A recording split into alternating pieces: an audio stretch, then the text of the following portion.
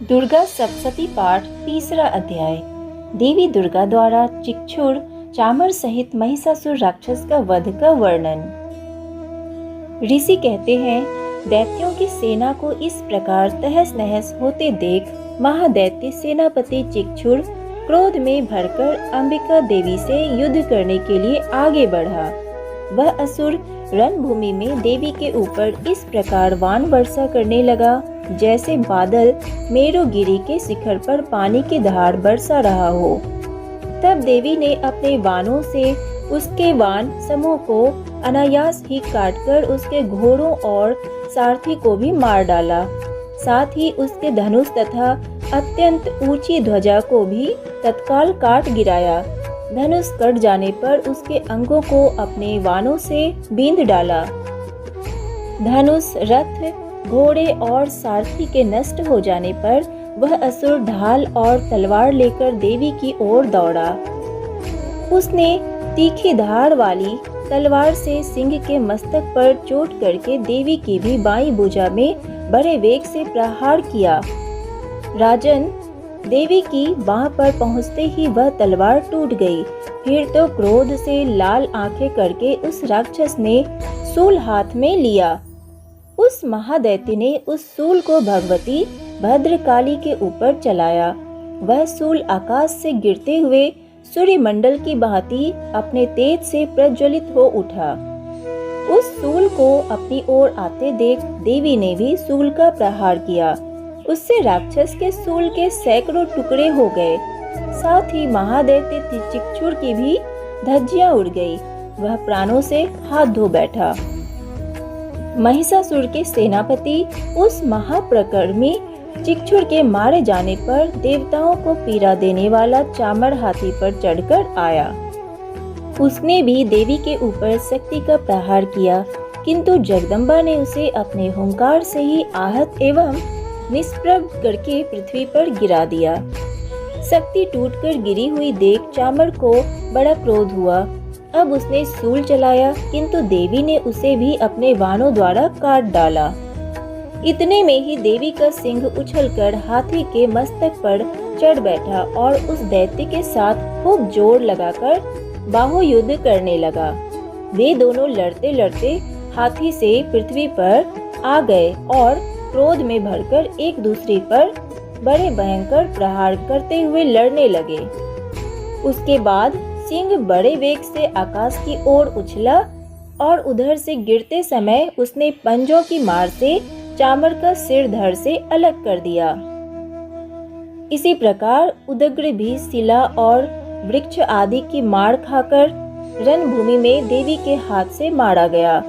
कराल भी दांतों, मुक्कों और थप्पड़ों की चोट से धराशायी हो गया। क्रोध में भरी हुई देवी ने गदा की चोट से उद्धत का कचूमर निकाल डाला। भीदीपाल से वास्कल को तथा वानों से ताम्र और अधक को मौत के घाट उतार दिया। 3 नेत्रों वाली परमेश्वरी ने त्रिशूल से उग्रास्य, उग्रवीर्य तथा महाहनु नामक दैत्य को मार डाला। तलवार की चोट से विडाल के मस्तक को धड़ से काट गिराया। दुर्धड़ और दुर्मुख इन दोनों को भी अपने वानों से यमलोक भेज दिया। इस प्रकार अपनी सेना का संहार होता देख महिषासुर ने भैंसे का रूप धारण करके देवी के गणों का प्रहार आरंभ किया। महिषासुर थुथुन से मारकर खुरों का प्रहार करके, पूंछ से चोट पहुंचाकर, सिंगों से विदीर्ण करके, कुछ को सिंहनाद से, कुछ को चक्कर देकर और निश्वास वायु के झोंके से देवी के गणों को धराशायी कर दिया। इस प्रकार गणों की सेना को गिराकर वह असुर महादेवी के सिंह को मारने के लिए झपटा। इससे जगदम्बा को बड़ा क्रोध हुआ। उधर महापराक्रमी महिषासुर भी क्रोध में भरकर धरती को खुरों से खोदने लगा। अपने सींगों से ऊंचे ऊंचे पर्वतों को उठाकर फेंकने और गरजने लगा। उसके वेग से चक्कर देने के कारण पृथ्वी क्षुब्ध होकर फटने लगी। उसकी पूंछ से टकराकर समुद्र सब ओर से धरती को डुबोने लगा।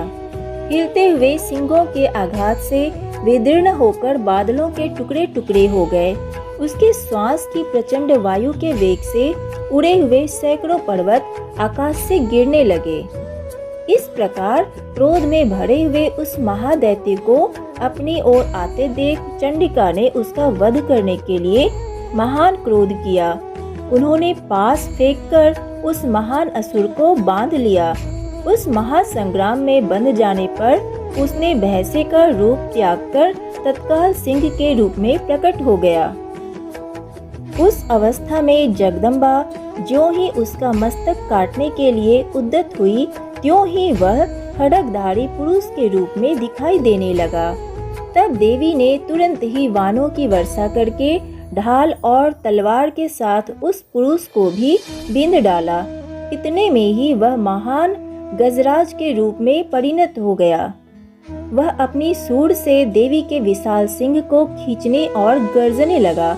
खींचते समय देवी ने तलवार से उसकी सूंड काट डाली। तब उस महादैत्य ने पुनः भैंसे का शरीर धारण कर लिया और पहले की ही भांति चराचर प्राणियों सहित तीनों लोकों को व्याकुल करने लगा।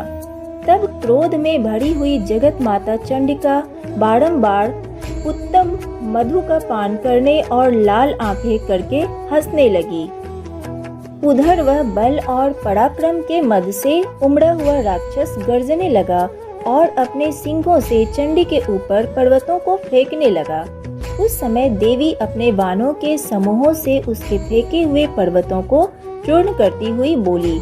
बोलते समय उनका मुख मधु के मद से लाल हो रहा था और वाणी लड़खड़ा रही थी।